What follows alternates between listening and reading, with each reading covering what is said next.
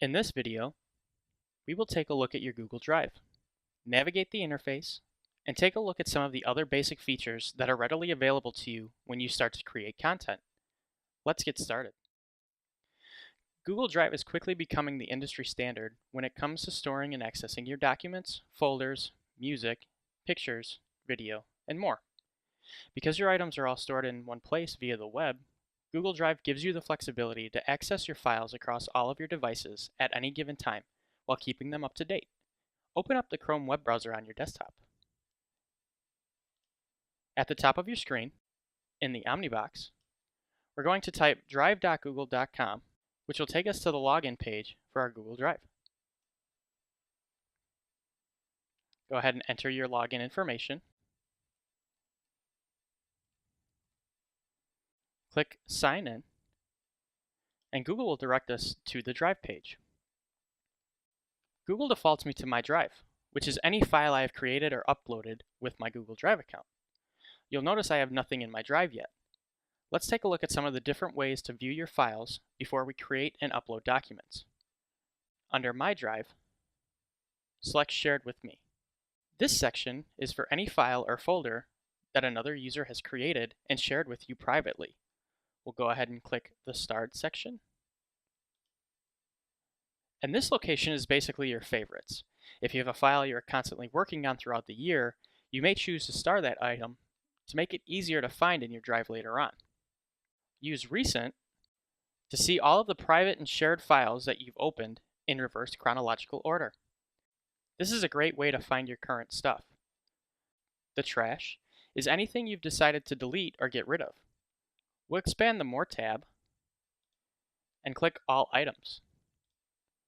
This will list every item in your Drive, except for the items in your Trash. It will also list the items that have been shared with everyone in the Revis organization, so this is a great place to look when you're trying to find items you can't seem to find in your Drive. Go ahead and click back to My Drive, and then navigate to the top right corner of your screen.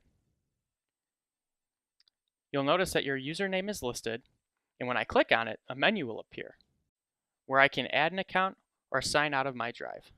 Google Drive and Chrome automatically keep you logged in, so if you're sharing your device with other users, please make sure to log out when you pass that device along. I'll click outside of the menu, and next to my username is the Apps Launcher. When I click this logo, a menu appears that gives me quick access to things like Mail, Google Sites, Calendar, and Contacts. If I want to do a Google search, I'll just click it, and a new tab will open at the top where I can search Google. This feature in Chrome, I feel, is really a love-hate relationship. I love that Chrome opens up things in a new tab, which makes navigating sites much quicker. It can also be very frustrating when you have 30 tabs open at the top and can't read which one is which. I'll go ahead and close this tab and go back into My Drive. On the right-hand side under Apps is the Activity icon.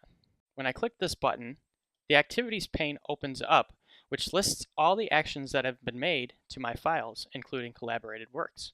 This is really nice to see when you have multiple contacts working on a number of different files at the same time.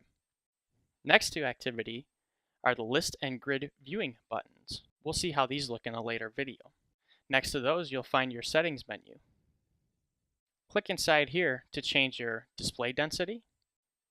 I'll just leave mine to comfortable for right now. I can also view my user settings, as well as manage my upload settings, and display keyboard shortcuts for a quicker workflow. At the very top of my page, I also have a search option when I'm looking for specific documents. We'll talk about visibility options and ownership in a later video.